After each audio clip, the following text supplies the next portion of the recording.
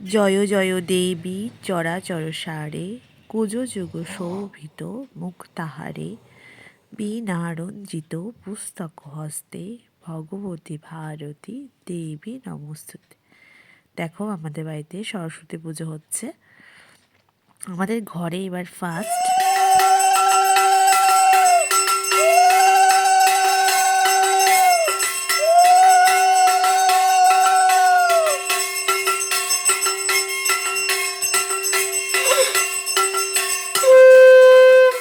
2-3 দিন হয়ে গেছে সরস্বতী পুজো হয়েছে, কিন্তু এই কদিন একটু ব্যস্ত থাকাতে ব্লগটা এডিটিং করতে পারিনি।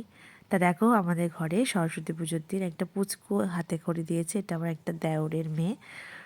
তা ঘরেও পুজো, প্রথম পুজো হলো আর হাতে খড়িটাও হলো, খুব ভালো লাগছে। তা দেখো পুজো ঠিকঠাক টাইমেই হয়েছে।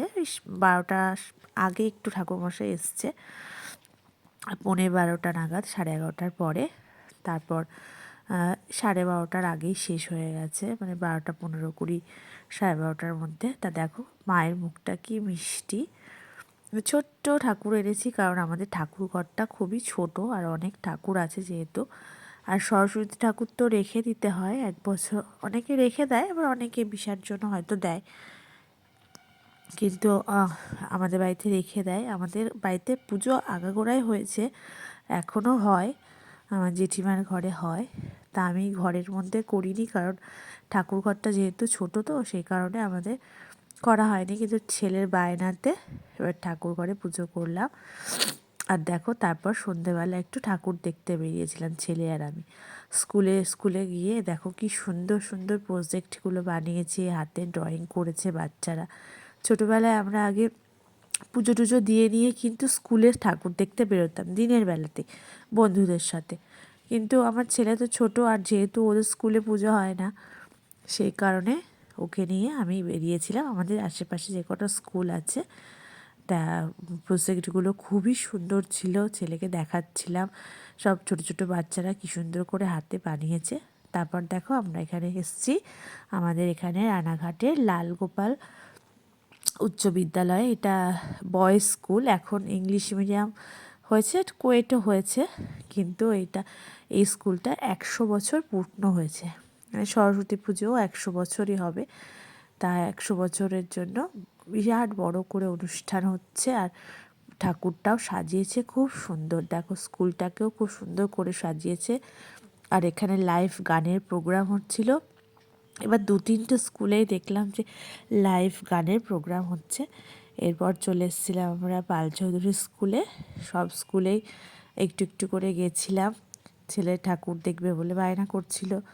আর আমি না নিয়ে গেলে ওকে কে নিয়ে যাবে, ওর বাবা তখন দোকান থেকে আসেনি, ওই জন্য আমি আর ছেলে একটা টুকটুকি করে গেছিলাম। আর দেখো যেহেতু মানে 23 তারিখ সরস্বতী পুজো হয়েছে, আর 23 তারিখেই নেতাজি সুভাষচন্দ্র বসুর জন্মদিন, তার প্রতিটা স্কুলেই কিন্তু নেতাজিকে নিয়ে একটু থিম করেছে, নেতাজি সম্বন্ধে কিছু বলেছে, কিছু করেছে, খুব সুন্দরভাবে করেছে।